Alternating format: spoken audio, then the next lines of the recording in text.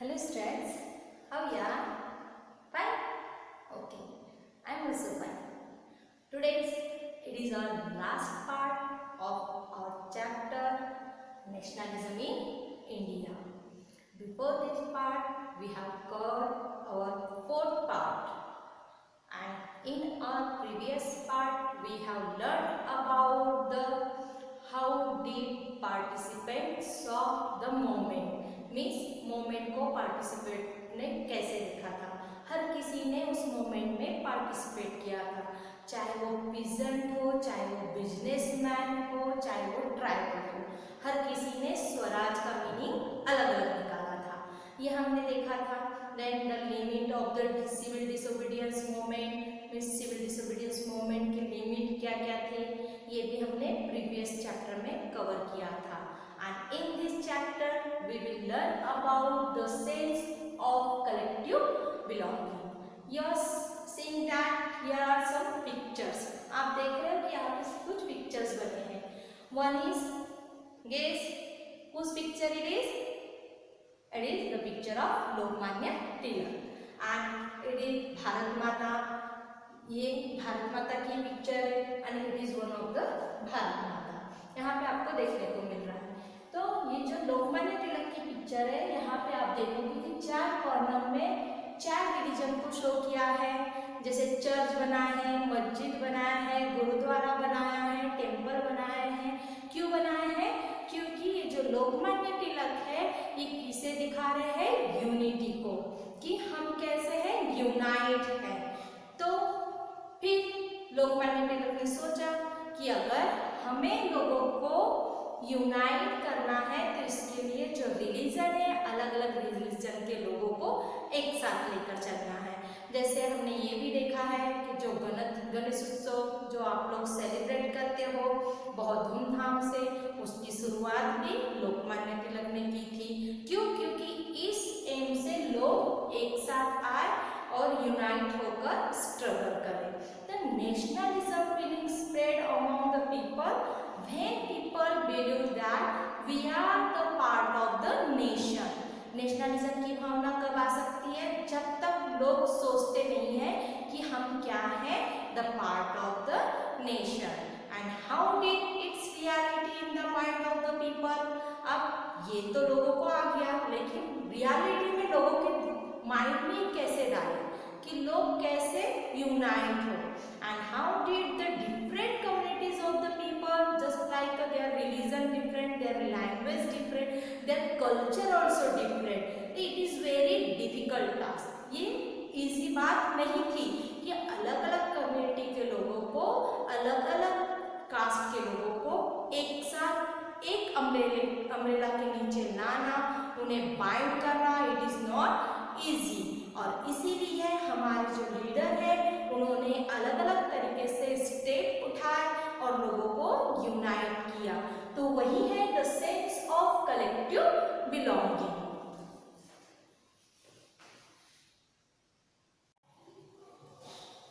हमने देखा कि जो ये स्ट्रगल हुआ था फ्रीडम के लिए, स्वराज के लिए, तो इसमें लोगों के माइंड में कहीं पे भी ये नहीं चल रहा था कि we are from different communities, we are from different culture, we are from different traditional और लैंग्वेज ऑल्सो डिफरेंट। ये कहीं पे भी लोगों के माइंड में था ही नहीं। जो पीपल थे only realise about the freedom, swaraj. उन्हें क्या चाहिए था? स्वराज चाहिए था। और इसीलिए उन्होंने क्या किया? स्ट्रगल में शामिल हो गए। दे वर पार्टिसिपेट इन द स्ट्रगल। अब जो हमारे लीडर थे, अब लीडर लोगों को लगने लगा कि हमें क्या करना चाहिए, लोगों को अवेयर करना चाहिए कि अब हमें जाग जाना चाहिए और ब्रिटिश को यहाँ से भगा देना चाहिए। तो so they were using different type of idea. उन्होंने डिफरेंट टाइप की आइडिया लाई। तो among them the first is history. उन्होंने किसके बारे में सोचा? हिस्ट्री के बारे में सोचा कि जो ब्रिटिश थे उन्होंने बताया था कि हमारा कल्चर अच्छा नहीं है, हमारा ट्रेडिशनल अच्छा नहीं है, तो लोगों के लिए निगलेक्ट जो फीलिंग थी वो क्रिएट हो चुकी थी। लेकिन अब हमारे लीडर लोगों ने स्टार्ट कर दिया था लोगों को बताना कि जो हमारा इंडिया है, it is a powerful country, it is a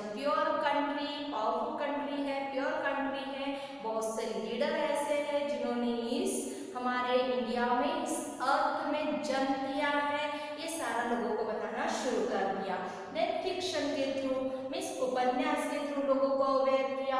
अब all the people were not literate, तो उसमें से कई ऐसे थे कि जो इलिटरेट थे, तो वो लोगों को किसके थ्रू अवेयर करवाया, फोकलोर के थ्रू, मीन्स लोकगीत के थ्रू, सॉन्ग के थ्रू, देन सिंबल्स, नए नए सिंबल्स का यूज किया। उसमें से एक सिंबल्स है जो हम पढ़ेंगे जिसके बारे में था the picture of the image of the Bharat माता। इस टाइप से जो हमारे लीडर हैं, लीडर ने लोगों के बीच में जो यूनिटी की भावना है वो क्रिएट की।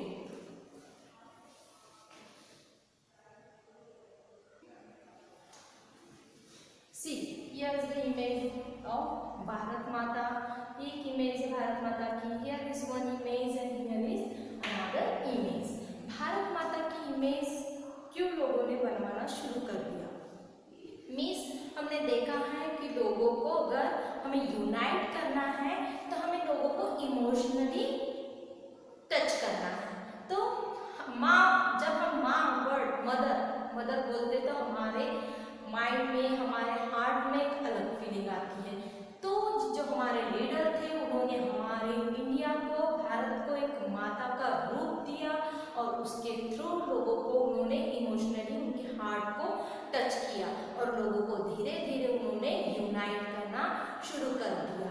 तो हमने देखा कि स्वदेशी मूवमेंट जो बंगाल में शुरू हुई थी, तो ये जो भारत माता इमेज है सबसे पहले किसने बनाया था, बंकिम चंद्र चट्टोपाध्याय 1870s में, और उन्होंने वंदे मातरम भी लिखा था। तो Vande Mataram written by the Bankim Chandra Chattopadhyay, जो आप उनके नॉवेल में आनंद मठ में पढ़ोगे इसके बारे में। तो ये इमेजेस दिखाकर उन्होंने लोगों को रियलाइज किया कि ये जो भारत माता है ये सिर्फ किसी एक की नहीं है, किसी एक कम्युनिटी से बिलोंग नहीं करते हैं, तो ये हम इंडियन की है। तो इसीलिए आपको अब क्या होना है, हमारे भारत माता को बचाना है। ऐसा हमारे लीडर ने लोगों तक के मैसेज पहुंचाया और फिर लोगों के बीच में जो है यूनाइटी जाग गई।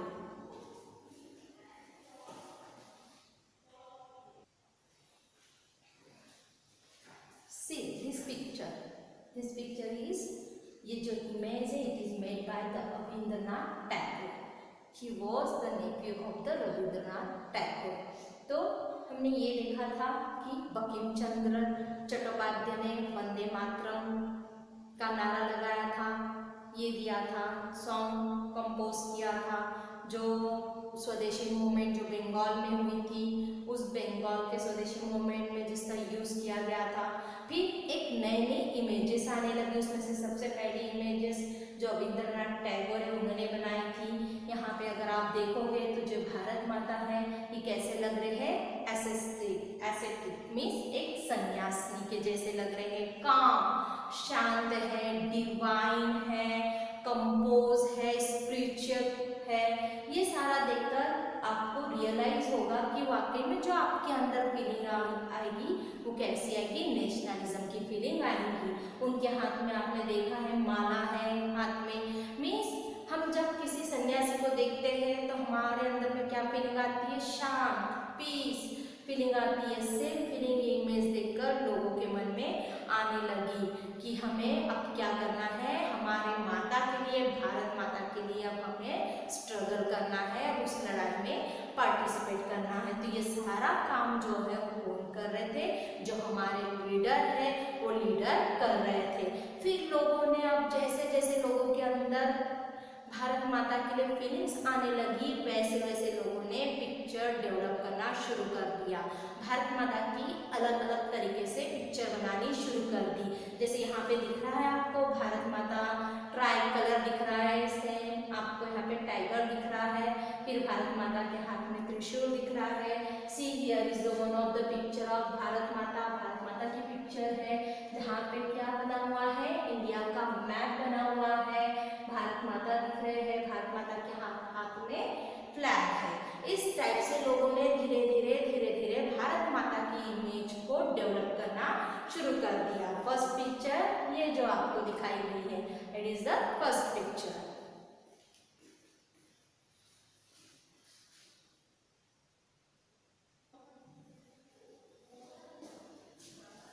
Then nationalist wanted to develop the movement, जो नेशनलिस्ट थे मूवमेंट को डेवलप करना चाहते थे. So they review the Indian folklore, इसलिए उन्होंने इंडियन फोकलोर को रिव्यू करना शुरू कर दिया.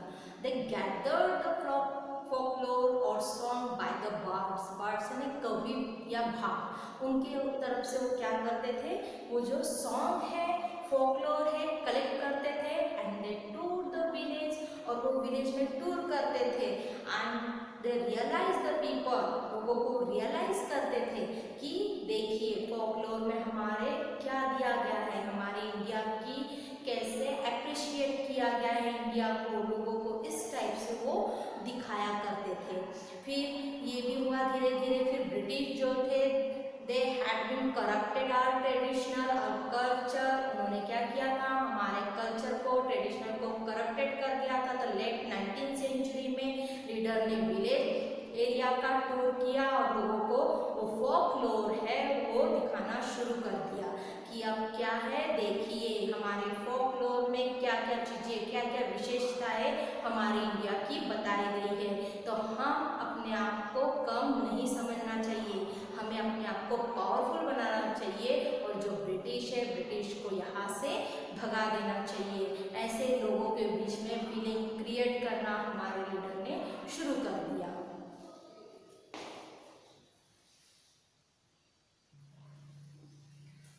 उनमें से एक हमारे जो लीडर है बंगाल के रविंद्रनाथ टैगोर, जिनको आप अच्छी तरह जानते हो, जिन्होंने शांति निकेतन का फाउंड किया था, वो भी आपको पता है, जो आप 8th क्लास में ऑलरेडी पढ़ चुके हो. तो उन्होंने भी क्या किया, उन्होंने भी फोकलोर, नर्सरी राइम्स, मीथ्स, ये सारे कलेक्ट करना शुरू कर दिए और लोगों को उसके थ्रू अवेयर कराना शुरू कर दिया. वो भी ट्रैवल करते थे, टूर करते थे और लोगों को जाकर बताते थे कि हमें अपने आप में प्राइड फील करना है कि वी आर द इंडियंस, हम क्या है, इंडियंस है.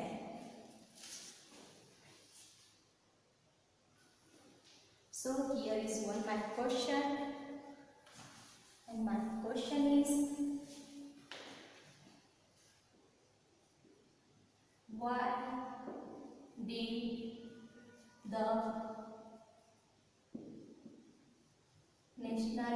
why did the nationalist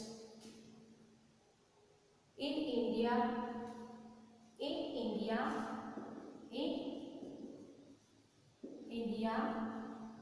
to village, means जो नेशनलिस्ट है वो इंडिया में टूर क्यों कर रहे थे, जो विलेज है इंडिया के विलेज में टूर क्यों कर रहे थे. It is my question. I am giving you 2 minutes.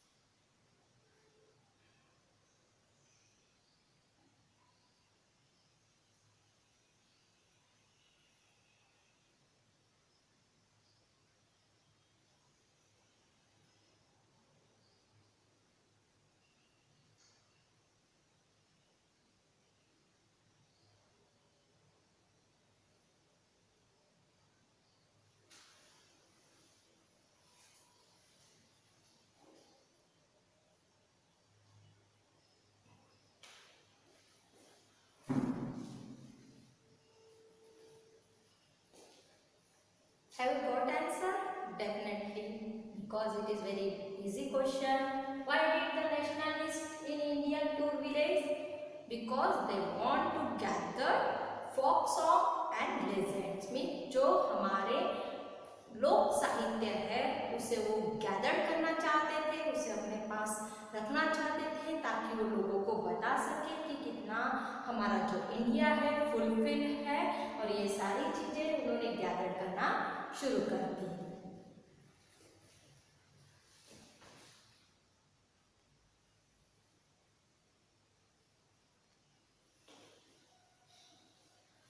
Bengal में हमने देखा कि बंकिम चंद्र चट्टोपाध्याय उन्होंने वंदे मातरम लिखा और उसके थ्रू उन्होंने बंगाल में स्वदेशी मूवमेंट जो है वो शुरू किया। उसके बाद हमने रविंद्रनाथ टैगोर के बारे में भी देखा कि जो रविंद्रनाथ टैगोर थे उन्होंने भी फोकलोर गैदर करना शुरू कर दिया।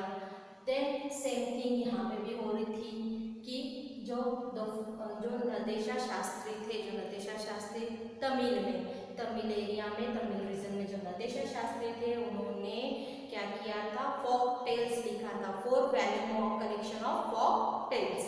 तो उसका नाम था the folklore of southern India. The folklore of southern India कहाँ पे, तमिल में। It was written by the Natesa Sastri, इनके थ्रू लिखी गई थी।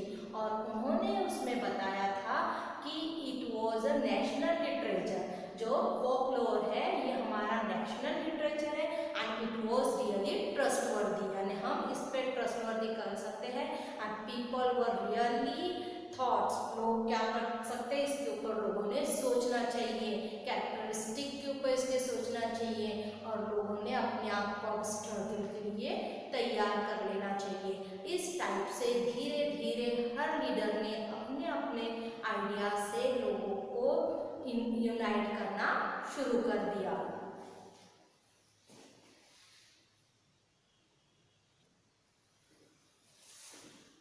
As the national movement began, our leader started to create the feeling of nationalism among the people. उन्होंने शुरू कर दिया लोगों के बीच में नेशनलिज्म की जो फीलिंग है वो क्रिएट करना। तो किसके through, they use the symbol and icons. उन्होंने उसके लिए किसका यूज किया, सिंबल्स का यूज किया, आइकॉन्स का यूज किया, इमेजेस का यूज किया। अब बंगाल में जो स्वदेशी मूवमेंट चल रही थी तो उस स्वदेशी मूवमेंट में क्या बनाया गया, ट्राई कलर का एक फ्लैग बनाया गया, जो किस कलर का था, जो रेड, ग्रीन और येलो कलर से बनाया गया था। जो ये 3 कलर अभी है क्या हमारे तिरंगे में, ये ट्राई कलर नहीं, कौन कौन से कलर है, ऑरेंज, व्हाइट एंड ग्रीन, ये है। लेकिन पहले जब बंगाल स्वदेशी मूवमेंट हुआ था तो वहां पे हमने देखा था कि ट्राई कलर का फ्लैग बनाया गया था, रेड, ग्रीन और येलो कलर का यूज किया गया था। उसके सेंटर पे 8 लोटस बनाए गए थे जो एक रीजन को दिखाते थे, जो ब्रिटिश के अंदर में थे उस रीजन को शो करते थे। क्रिसेंट मून बनाया गया था, उसमें आधा चंद्रमा बनाया गया था। इस टाइप से जो है फ्लैग लोगों तक के पहुंचाया गया था, एक सिंबल का प्रतीक लोगों को दिखाया जा रहा था कि अब आपको नेशनलिज्म की फीलिंग जो है वो अपने अंदर लानी है और आपको अब नेशनलिस्ट मूवमेंट में पार्टिसिपेट करना है।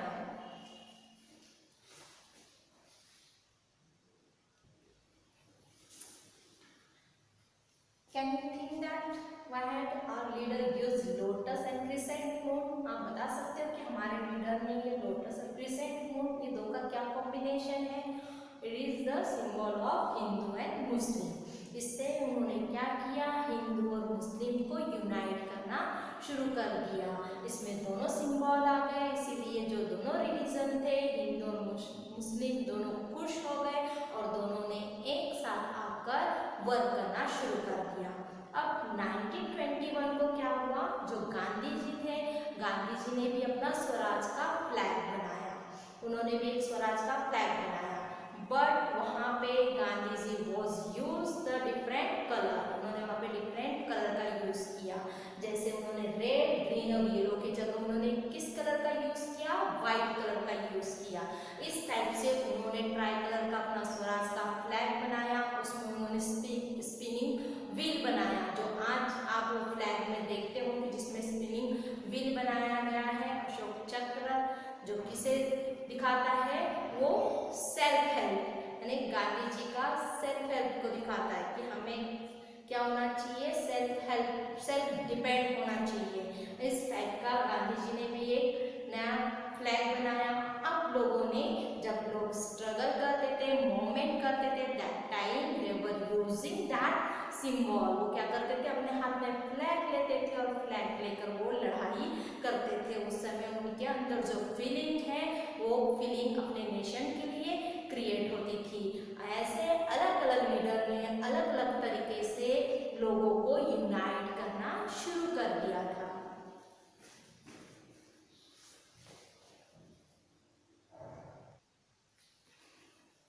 Another means of creating the nationalism feeling among the people, the leader using the reinterpretation of history. अब जो हमारे लीडर हैं उन्होंने क्या किया, हिस्ट्री को फिर से दोहराना शुरू कर दिया। Because the Indians saw that, जो इंडियंस जो ब्रिटिशर थे, britisher saw that the Indians were backward, primitive and they were not able to govern themselves. Means जो हमारे इंडियन के बीच में वो कैपेसिटी नहीं है, वो कैपेबल नहीं है अपने आप को गवर्न करने के लिए, या फिर वो कैसे है, प्राचीन जो पुराने ख्यालात के हैं, वो पढ़े लिखे नहीं हैं। ऐसे जो ब्रिटिशर ने इंडिया की हिस्ट्री के बारे में बताया था, तो अब इससे लोगों को बाहर निकालना था। तो हमारे लीडर ने ये सारी चीज़ों से लोगों को बाहर निकाला, पीपल को रियलाइज किया कि we are Indians and we are feeling pride. हमें क्या करना चाहिए, हमें प्राइड अपने आप में फील करना चाहिए कि हमारे इंडिया में बहुत से ऐसे ग्रेट अचीवमेंट हुए हैं। तो इसके वजह से उन्होंने अब हिस्ट्री को एक अलग तरीके से लोगों के बीच में लाना शुरू कर दिया था। लोग अब क्या कर रहे थे, लोगों के बीच में जो नेशनलिज्म की फीलिंग है वो क्या हो रही थी, स्ट्रांग हो रही थी।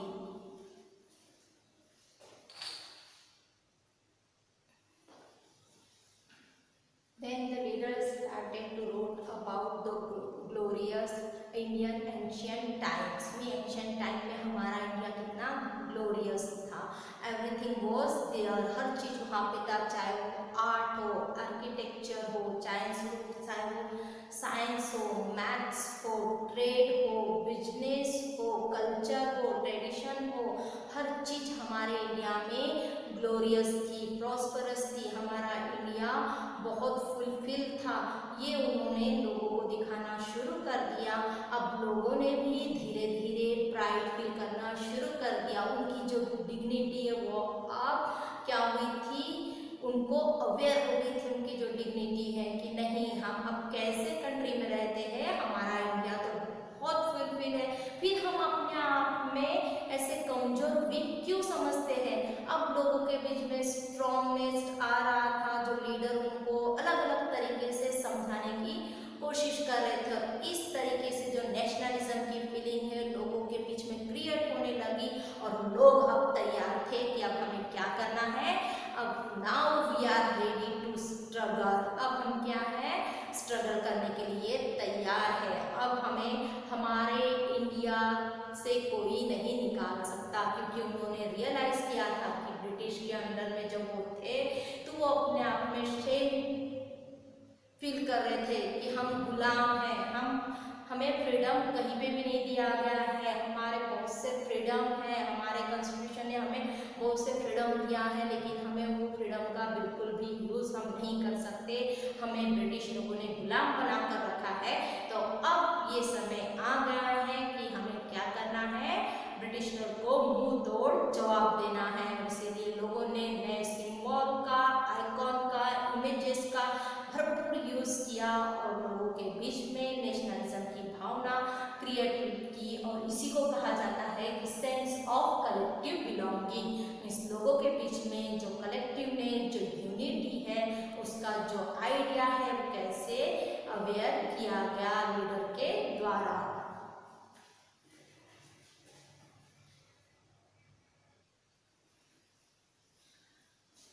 बट फिर भी इसमें एक प्रॉब्लम था, वो था कि जो आइकॉन सिंबल जो यूज़ कर रहे थे वो सिर्फ हिंदू रिलीजन को शो कर रहे थे, और इसके वजह से जो अदर कम्युनिटीज़ उन्होंने अपने आप को इससे दूर रखा था, क्योंकि लोगों को लग रहा था कि ये स्पेशल एक रिलीजन का है।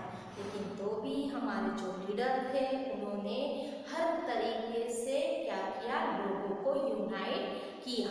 अब द 19th सेंचुरी में हम देखते हैं कंक्लूजन में कि क्या हुआ था कि अलग अलग कम्युनिटीज के लोग, डिफरेंट डिफरेंट वेराइटीज के लोग हर जगह से आकर एक हो रहे थे, क्योंकि उनका जो स्ट्रगल था कॉमन था, एंड दैट वाज वो क्या स्ट्रगल था, वो था स्वराज, फ्रीडम। ये हमने देखा है। फिर हमने ये भी देखा है इसमें कि अलग अलग तरीके से लोगों ने फ्रीडम किया था, हर लोगों ने अलग अलग स्वराज का मीनिंग लिया था। फिर गांधी जी आए थे, गांधी जी ने क्या किया था, गांधी जी ने डिफरेंट डिफरेंट सत्याग्रह किया था, चंपारण्य सत्याग्रह, खेड़ा सत्याग्रह, अहमदाबाद सत्याग्रह, ये सारा हम लोगों ने चैप्टर में देखा। उसके बाद हमने ये भी पढ़ा कि why non cooperation movement, non cooperation movement क्यों, कैसे हुई थी नॉन कोऑपरेशन मूवमेंट, उसके ड्यूरेशन में हमने ये भी देखा था कि Rowlatt act, what was the actually Rowlatt act, ये सारी चीजें। फिर उसमें खिलाफत इशू भी देखा था कि जो खलीफा का इशू था उसके बारे में भी हमने पढ़े थे। फिर जो पार्टिसिपेंट थे डिफरेंट, चाहे वो ट्राइबल हो चाहे वो पीजेंट हो, उन्होंने अपने तरीके से स्वराज का मीनिंग निकाला। फिर लिमिटेशन ऑफ सिविल डिसोबीडियंस, ये भी हमने पढ़ा। And in this topic we have covered the sense of collective belonging. हमने इस टॉपिक में किसके बारे में पढ़ा है, the sense of collective belonging. इस लोगों के बीच में जो कलेक्टिव की भावना है, जो फीलिंग है, वो कैसे क्रिएट हुई।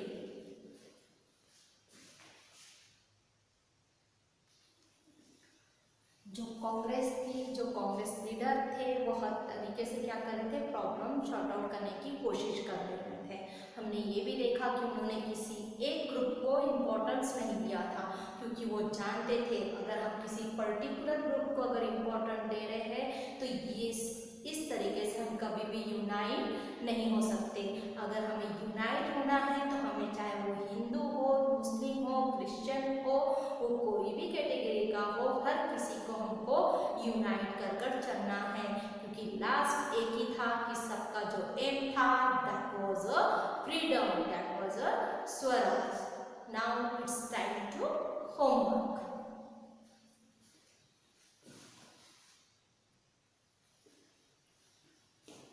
Our first question is, who had designed the Swaraj flag in 1921?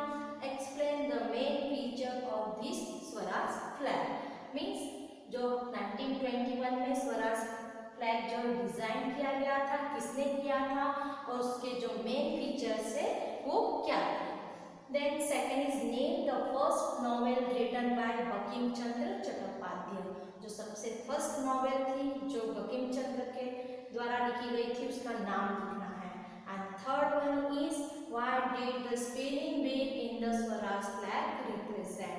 जो स्वराज फ्लैग में स्पेलिंग व्हील क्यों रखा गया था, इसका आंसर आपको ढूंढना है। And in this way we have completed our third chapter, nationalism in India.